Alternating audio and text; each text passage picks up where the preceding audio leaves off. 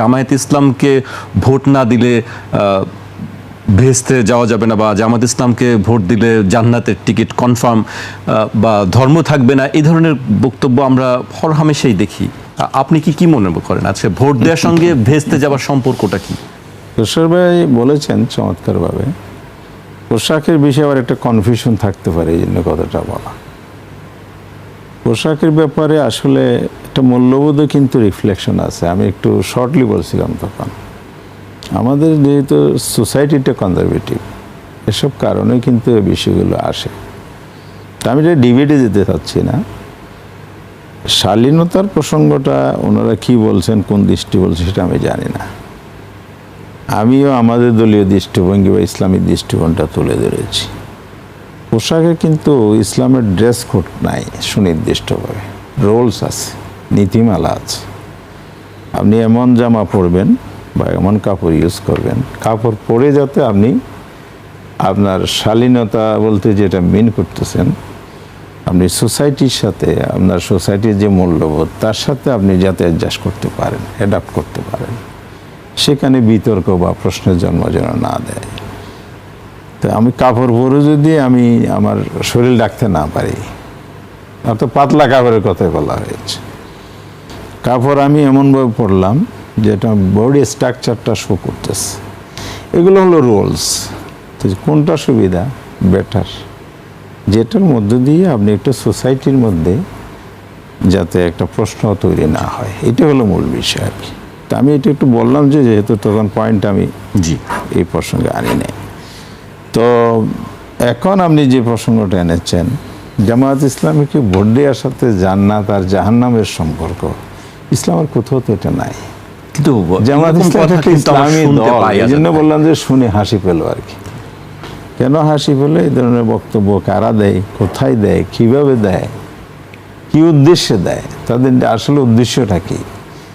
এখন একটা দলকে যদি কেউ অ্যাটাক করতে চায়, নানাভাবে অ্যাটাক করতে পারে। আমি যদি আপনাকে অ্যাটাক করতে চাই, নানাভাবে অ্যাটাক করতে পারি।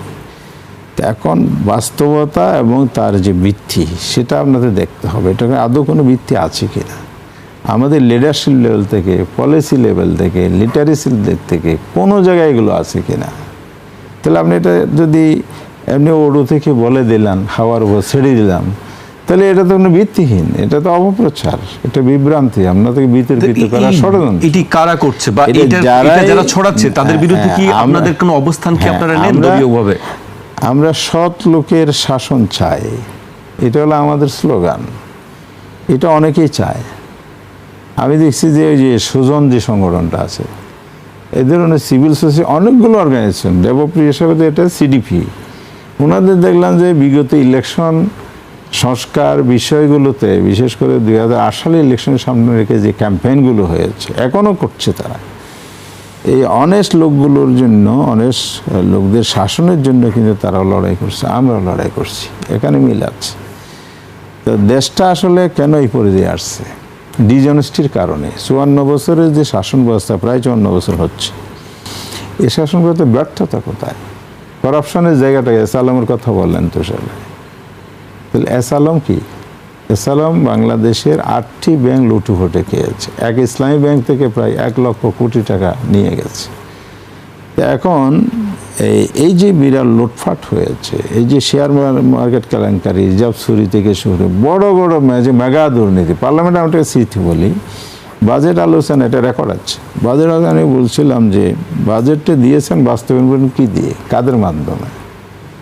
আপনার তো এখানে পুকুর চুরি হয়ে গেছে। আব্দুল মুহিত সাহেব সেদিন এই প্রশ্নের জবাবে দাঁড়িয়ে বলছিলেন, মাননীয় স্পিকার, পুকুর চুরি তো না, সাগর চুরি হয়ে গেছে। উনি দলীয় মন্ত্রী এই বিবেচনায় বলেন নাই, উনি দেশের একটা নাগরিক হিসেবে বলেছেন, বিবেকবান মানুষ হিসেবে বলেছেন, পার্লামেন্টে বলেছেন।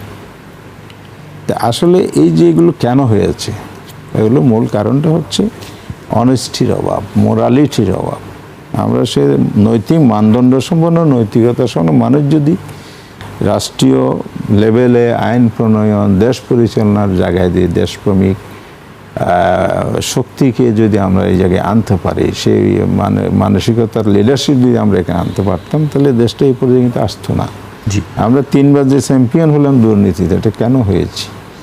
আমরা যে আজকে যে বিগত সরকারের কথা বলি, ফেসিস্ট আমলটা, ফেসিস্টরা যে দেশটা চালিয়েছে সেখানে আসলে কি হয়েছে আপনি বলেন? আমার প্রশ্ন ছিল যে অপপ্রচার আপনারা জানেন যে এটি অপপ্রচার, তাহলে সেটি বন্ধ করার জন্য আপনারা কোনো ব্যবস্থা বা কোনো আমি বক্তব্য কি অপপ্রচার নিয়েছেন? কেন বলবো না ভাই, আমাদের কোনো লিটারেচার আপনি পেয়েছেন কিনা, আমাদের কোনো বক্তব্য এটা না, পেয়েছেন এটি কিনা, সরাসরি বক্তব্য আমাদের দেওয়ার কোনো জনসভা ক্যাম্পেইনের বিভিন্ন কোনো জায়গা থেকে- উপাদানে আপনি এটা পেয়েছেন কিনা, এটা যারা বলছে তাদের আসলে সেরকম অথরিটিও নাই। ডিজিটাল প্ল্যাটফর্ম থেকে যদি আপনি পেয়ে থাকেন তাহলে এটার অ্যাকাউন্টেবিলিটি আছে? নাই। যদি কোনো আপনারা কি মিডিয়া, প্রতিবাদ করেছেন যে এটা আপনাদের বক্তব্য না? হ্যাঁ আমরা তো অবশ্যই সবসময় বলে আসতেছি, আজকেও প্রতিবাদ করতেছি, এখন এটাও তো একটা প্রতিবাদ। জি, সেটি আসলে এই আমরা জন্য বলছি বলছি যে যে এটার বিরুদ্ধে এদের জন্য আপনাদের এদের অবস্থান। অপপ্রচারের বিরুদ্ধে আমি বাদী হয়ে ঢাকা জজ কোর্টের সিএমএম কোর্ট গিয়ে আমি নিজে মামলা করেছি। এটা কখন? বিগত সরকার আমলে শুরুর দিকে, সে সময় একটু ফ্রি ছিলাম, এমপি ছিলাম, পার্লামেন্টে ছিলাম তখন, সম্ভবত 10 সালে আমি নিজে গিয়ে মামলা করেছি। তো এই অপপ্রচারগুলো প্রতিবাদ নয়, শুধু আইনি পদক্ষেপ আমরা নিয়েছি। বাংলাদেশে একসাথে অনেকগুলো করে আমরা মামলা করেছি এ সমস্ত ঘটনায়, সিমিলার এই ধরনের ঘটনার জন্য। এই জন্য আমরা কখনো আনচ্যালেঞ্জ এগুলো ছেড়ে দিইনি, আমরা চ্যালেঞ্জ করেছি, প্রতিবাদ করেছি, মামলা করেছি, আইনি ব্যবস্থা নিয়েছি। তা আইনের প্রয়োগ হয়েছে কি হয় নাই সেটা তারা আমলে নিয়েছে কিনা এটা ভিন্ন জিনিস। এটা একটা পলিটিক্যালি তো বিচার ব্যবস্থা পরিচালিত হয়েছে, বিচার ব্যবস্থা তো নিরপেক্ষ ছিল না। এবং বিচারপতিরা কেমন ছিল এটা তো জানেন, শপথবদ্ধ রাজনীতিবিদ যদি ঘোষণা করে একজন যায়, হাইকোর্টে যায়, কোথায় গিয়েছিল বিচার ব্যবস্থা? তো এই জায়গা থেকে তো আমরা মামলা করলেও কিন্তু তার কোনো সুবিচার পাইনি। ফলে আইনের আওতায় আনা না গেলে এগুলো বন্ধ করা কঠিন। আইনের আওতায় যদি আনা যেত তাহলে এগুলো বন্ধ করা, যারা সে জায়গাটা আমরা করবো।